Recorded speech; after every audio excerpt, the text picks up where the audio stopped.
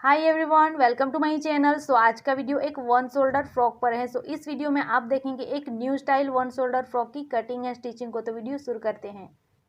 सो यहाँ पर मैंने लिया हुआ है 2 मीटर लाइनिंग और ये नियॉन कलर में मैंने जॉर्जेट फैब्रिक लिया है, ये भी मैंने 2 मीटर लिया हुआ है। और ये मैंने फ्रिल के लिए कपड़े को लिया हुआ है, ये 1/2 मीटर है। बाद में हम ये कपड़े में से फ्रिल को रेडी करेंगे। तो अब हम सबसे पहले लाइनिंग के ऊपर मार्क करेंगे। यहाँ पर मैंने इस तरह से लाइनिंग को अलग से कट कर लिया है। ये मैंने 4 फोल्ड में रखा हुआ है और उसकी लंबाई मैंने 15 इंच ली हुई है। ये एक वन शोल्डर ड्रेस है, लेकिन हम उसकी कटिंग स्ट्रेपी ड्रेस की तरह करेंगे। हमें सबसे पहले स्ट्रेपी ड्रेस की तरह उसे रेडी कर लेना है। अब लूँगी मैं शोल्डर मेज़रमेंट। तो मेरा शोल्डर मेज़रमेंट है 14 इंच, तो उसका आधा आएगा 7 इंच। लेकिन ये एक स्ट्रेपी ड्रेस है, तो यहाँ पर हमें शोल्डर को कम करके लेना है। तो आपका जितना भी शोल्डर मेज़रमेंट है, आप उसमें से 4 इंच कम करके लीजिए। हमें यहाँ पर याद रखना है कि अगर स्ट्रेपी ड्रेस क्रिएट करते हो तो हमें 4 इंच कम करके ही लेना है। जैसे कि मेरा शोल्डर मेज़रमेंट है 14 इंच, तो यहाँ पर मैं 4 इंच को कम कर लूँगी, तो यहाँ पर रहेगा 10 इंच। तो अब हमें ये 10 इंच को आधा लेना है, तो 10 का आधा आएगा 5 इंच। तो अब मैं यहाँ पर 5 इंच पर मार्क कर लूँगी।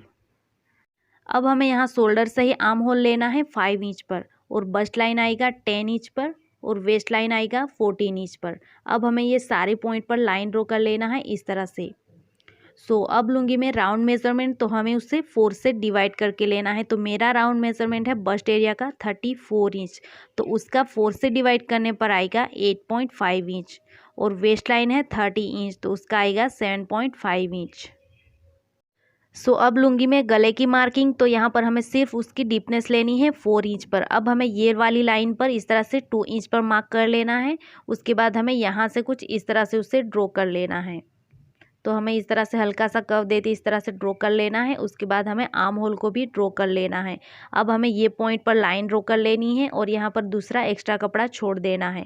ये मार्किंग कंप्लीट हो चुकी है, तो अब हमें उसे कट कर लेना है। तो नीचे की साइड में मैंने इस तरह से मेन फैब्रिक को रख दिया है। अब हमें दोनों को साथ ही में कट कर लेना है।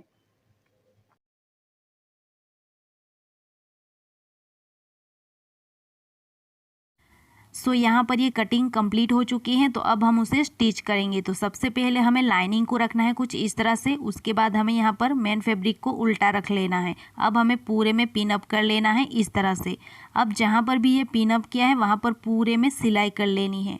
तो हमें यहाँ पर सिलाई करते टाइम ये स्ट्रिप को रखते हुए उसे सिलाई करनी है। तो यहाँ पर मैंने ये स्ट्रिप की विड्थ को 1 इंच लिया है और उसकी लंबाई मैंने 8 इंच ली हुई है। 7 इंच की हमारी स्ट्रिप रेडी होगी और 1 इंच हमारा दबाव में आएगा।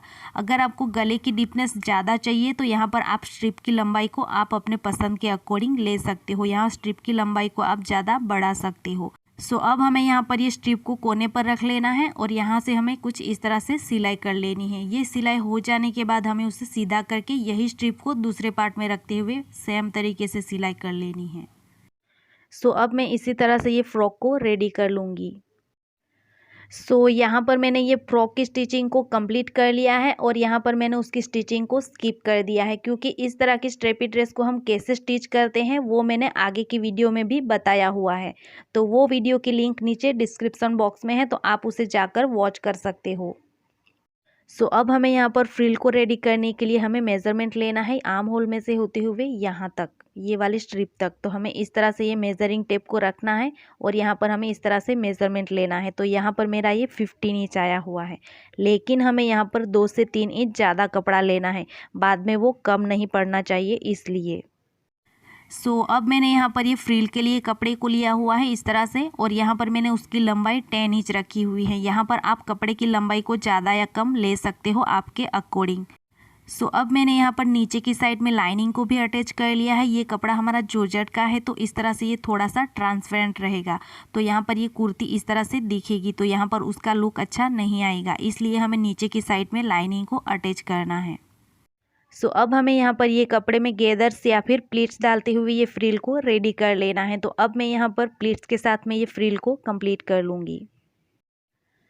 यहाँ पर मैंने ये प्लीट्स के साथ में फ्रिल को कंप्लीट कर लिया है। अब यहाँ पर हमें पाइपिंग कर लेना है। ये जो किनारी है उसे पाइपिंग के साथ में हाइड कर देना है। तो यहाँ पर मैंने इस तरह से ये स्ट्रिप ली हुई है। अब यहाँ पर मैं पाइपिंग कर लूँगी। सो यहाँ पर मैंने ये पाइपिंग को कंप्लीट कर लिया है इस तरह से। अब हम यहाँ पर ये फ्रिल को अटैच करेंगे, लेकिन ये फ्रिल को आपको नीडल एंड थ्रेड की हेल्प से हाथ से ही अटैच करना होगा। तो उसे अटैच करने के लिए सबसे पहले कुर्ती को पहनना पड़ेगा, उसके बाद ये फ्रिल को रख कर देखना है कि वो कहाँ पर अटैच होगी। तो वहाँ पर हमें मार्किंग कर लेनी है, उसके बाद ही उसे नीडल एंड थ्रेड की हेल्प से अटैच कर लेना है। उसके बाद यहाँ पर जो एक्स्ट्रा कपड़ा रहेगा उसे कट करके यहाँ पर इस तरह से सिलाई कर लेनी है। सो अब हमें यहाँ पर देखना है कि ये फ्रिल को हम कहाँ पर अटैच करें। एक तो यहाँ पर अटैच होगी और दूसरा यहाँ पर अटैच होगी, और यहाँ पर हमें हुक लगा लेना है। तो हमें यहाँ पर फ्रिल को कुछ इस तरह से रखना है और उसे अटैच करना है। और यहाँ पर हमें खास ध्यान देना है, यहाँ पर हमारी सिर्फ इस तरह से ये स्ट्रिप ही दिखनी चाहिए, यहाँ से हमारी ये स्ट्रिप शो होनी चाहिए। तो हमें इस तरह से रख कर उसे अटैच करना होगा। उसके बाद हमें यहाँ पर ये फ्रिल के किनारे पर हुक लगा लेना है। हमें कुर्ती के कपड़े पर नहीं लगाना है, हमें सिर्फ ये फ्रिल वाले कपड़े पर ही हुक लगाना है। उसके बाद ये वाला पार्ट हमारा इस तरह से ही खुला रहेगा। सो अब यहाँ पर नीडल एंड थ्रेड की हेल्प से हमें हाथ से ही ये दो जगह पर उसे अटैच कर लेना है, यहाँ पर दोनों ही जगह पर, और यहाँ पर हमें हुक अटैच कर लेना है। सो यहाँ पर मैंने ये हुक को अटैच कर लिया है। सो आप यहाँ पर देख ही सकते हो, इस तरह से हमें ये हुक को अटैच कर लेना है। सो यहाँ पर ये कुर्ती की सारी स्टिचिंग कंप्लीट हो चुकी हैं। तो अब मैं यहाँ पर नीडल एंड थ्रेड की हेल्प से ये फ्रिल को यहाँ पर अटैच कर लूँगी। सो उसी के साथ हमारी ये वन शोल्डर कुर्ती रेडी हो जाएगी। ये है वन शोल्डर फ्रॉक का कंप्लीट लुक। अगर आपको ये फ्रिल को वेयर नहीं करना है तो आप ये फ्रिल को निकाल के फ्रिल के बिना ही उसे वेयर कर सकते हो इस तरह से।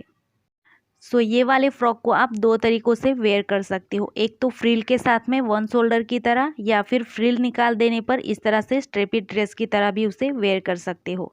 सो ये वीडियो आपको हेल्पफुल लगी हो तो आप उसे लाइक कर दीजिएगा, और चैनल पर नए हैं और ऐसे ही स्विंग से रिलेटेड वीडियो देखना चाहते हो या फिर स्टिचिंग सीखना चाहते हो तो मेरी चैनल को सब्सक्राइब कर लीजिएगा, और साथ ही में बेल आइकन को प्रेस कर दीजिए ताकि आने वाली नई वीडियो की नोटिफिकेशन आप तक पहुँच सके। So thank you for watching.